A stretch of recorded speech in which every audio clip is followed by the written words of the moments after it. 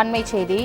நெடுந்தீவு அருகே மீன்பிடித்துக் கொண்டிருந்த தமிழக மீனவர்கள் 18 பேரை இலங்கை கடற்படை கைது செய்துள்ளது. இது தொடர்பான மேலும் விவரங்களை தருவதற்காக எமது செய்தியாளர் விஸ்வநாதன் இணைப்பில் இருக்கிறார். விஸ்வநாதன், வணக்கம். கைது செய்யப்பட்டவர்கள் மீனவர்கள் எந்த பகுதியை சேர்ந்தவர்கள்? தற்பொழுது அவர்கள் எங்கு கொண்டு செல்லப்படுகிறார்கள்? அது தொடர்பான தகவலை சொல்லுங்க.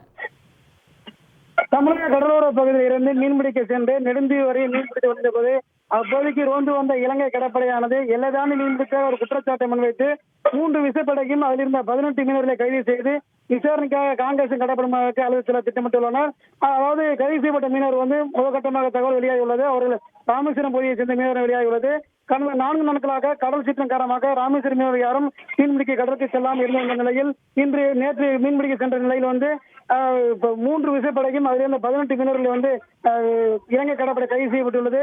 இந்த நிலையினால தமிழக கடலோர பகுதியிலிருந்து மீன்பிடிக்க செல்லும் மீனவர்களோடு தொடர்ச்சியாக கைது செய்யப்படும் அவருடைய உடைமைகளையும் அவர்களை தாக்குவதும் தொடர்புடைய நடைபெற்று வருகிறது. இதற்கு மத்திய மாநில அரசுக்கு உரிய தீர்வு ஏற்படுத்தி கொடுக்க வேண்டும் என மீனவர்கள் வலியுறுத்தியிருக்காங்க. விரிவான தகவல்களுக்கு நன்றி விஸ்வநாதன்.